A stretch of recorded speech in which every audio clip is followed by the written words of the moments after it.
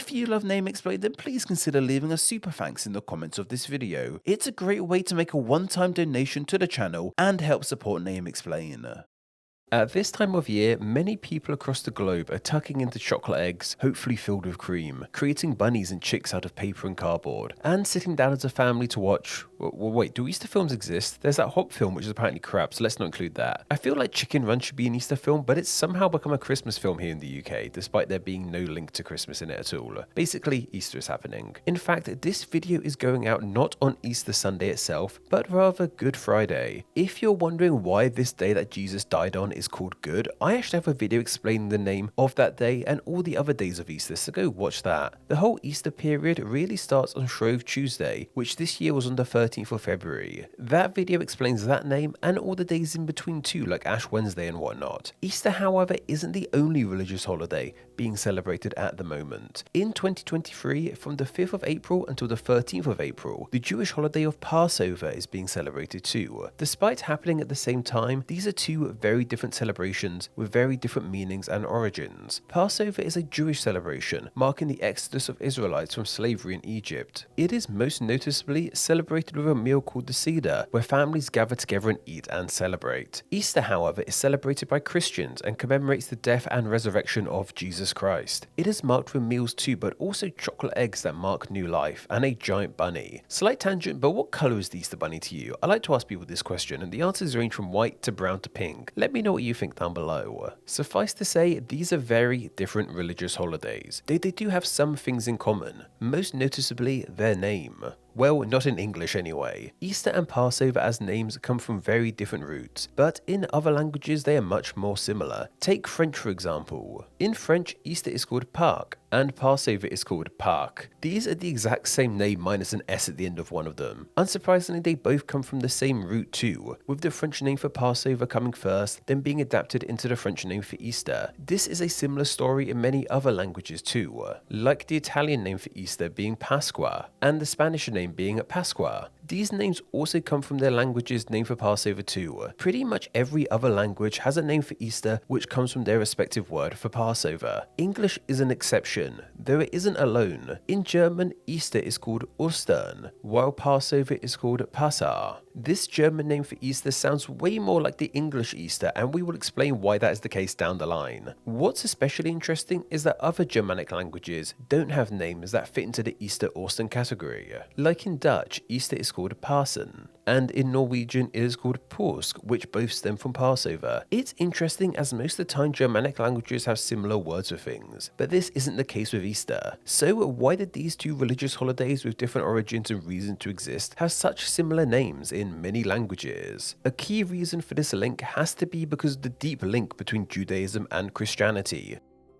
While they are two different religions, they both stem from the same one, both being Abrahamic religions along with Islam. Once upon a time, however, Judaism and Christianity were one and the same. Judaism is a very old religion, being celebrated since ancient times. Then around what we now call 1 AD, Jesus was born, and he was of course a Jew himself. After he lived his life, did his whole thing, died, and came back again, a small group of Jews started to celebrate his life and followed his teachings in particular. They saw him as their Messiah. This is of course very different to the initial belief of Jews then, and Jews to this day, who believe they are still waiting for their Messiah. At this time, in the early centuries of AD, those who followed Jesus were seen as a sect of Judaism. In the same way, modern Christianity has different sects today, like Catholicism, Protestantism, and so on. Though of course eventually, this sect of Judaism that were worshipping Jesus grew so big and became so different that it became a separate religion unto itself, paving the way to modern Christianity that we know today. What this all means is that Passover was being celebrated way before the creation of Christianity. Even Jesus, who as mentioned was a Jew himself, celebrated Passover, and this is where the link between Passover and Easter start to appear. As mentioned, Easter is a Christian celebration, celebrating the death and resurrection of Jesus, with an important part of that narrative being the Last Supper. This meal is very important in Christianity. It's where Jesus told his followers that one would betray him and he would die. This wasn't just an impromptu meal that Jesus set up, however. Remember how I said one of the key ways in which Passover is celebrated is with a meal amongst friends and family called a Seder? That's exactly what the final supper was. It was a Seder meal Jesus was having during the Jewish celebration of Passover.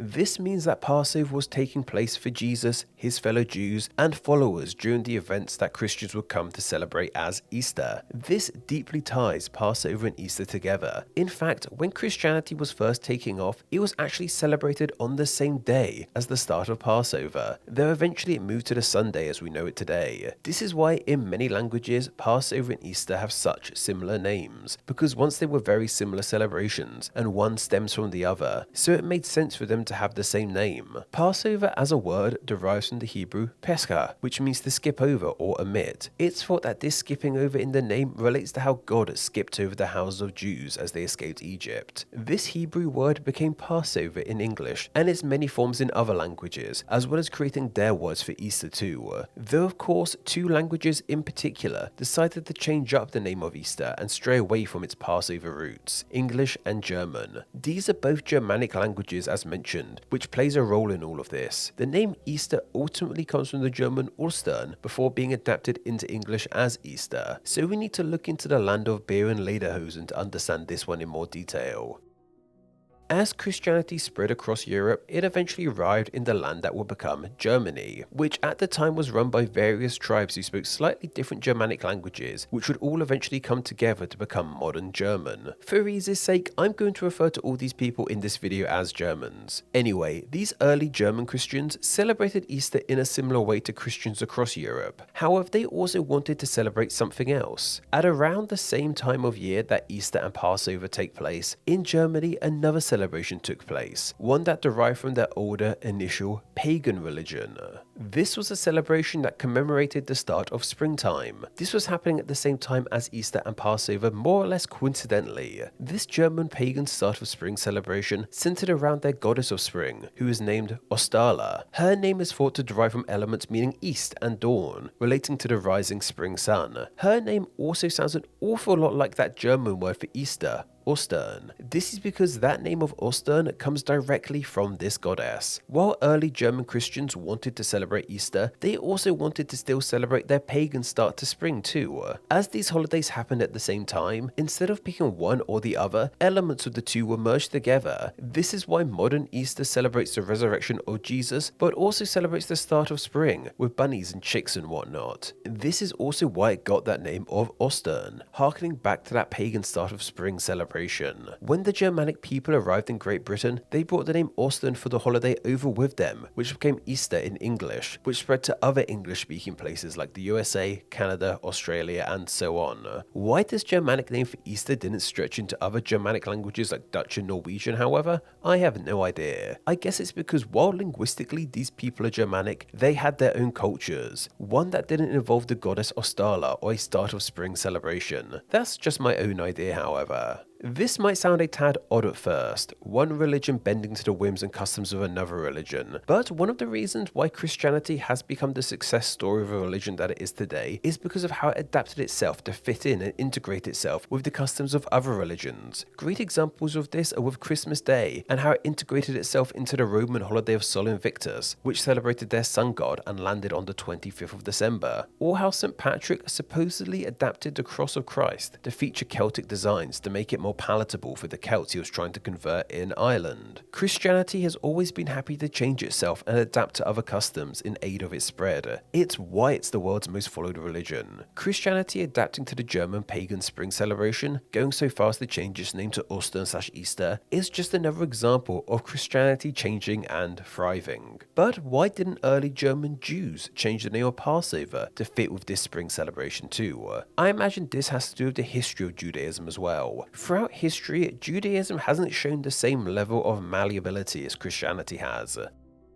wanting to keep their customs as opposed to change them to fit with other cultures. This isn't a bad thing by any means, it's just how they like to do things. But what it means is that the idea of changing the name of Passover to fit with the pagan celebration of spring that coincides with it probably wasn't on the cards. Hence why Passover in German is still called Passan, and why the difference in names between Easter and Passover is present in English too. However, I really need to stress that once again, that's just my own theory on the matter. More than happy to be wrong.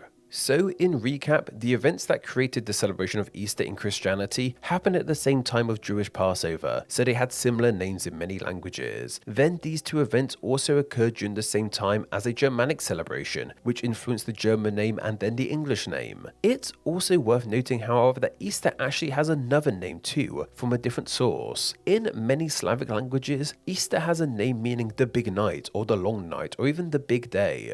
Take the Polish name of Wielkanok and the Czech name Velikonoce. This is a holiday with many different names, some sounding a tad more similar to the Jewish Passover than others. So happy Easter, or Passover, or whatever you choose to do at this time of year. While I will be scoffing down on chocolate eggs, I kind of wish I was stuffing my face with Jewish food. I've been watching The Marvelous Mrs. Maisel recently, and Jewish food looks incredible. Seriously, someone invite me over for a Passover, please. Name Explain depends on viewers like yourself supporting the channel financially on Patreon, so a huge thank you to everyone who does. Donating just $1 a month helps the channel amazingly and gets you bonuses including ad-free videos, exclusive content, the power to request ideas to be made into actual Name Explain videos, and your name at the end of the video with all these awesome people. Visit patreon.com/NameExplain or click the link down below to find out how you too can support the channel. Thank you. Thanks for reaching the end of the video. Why not watch another and subscribe to keep up to date on all things Name Explain. You can find myself on Instagram where I'm NameExplainYT and join the Facebook group Friends of Name Explain to talk with myself and other name nerds. All that will be linked down below. Anyway, I hope you enjoyed this video and once again, thank you all so much.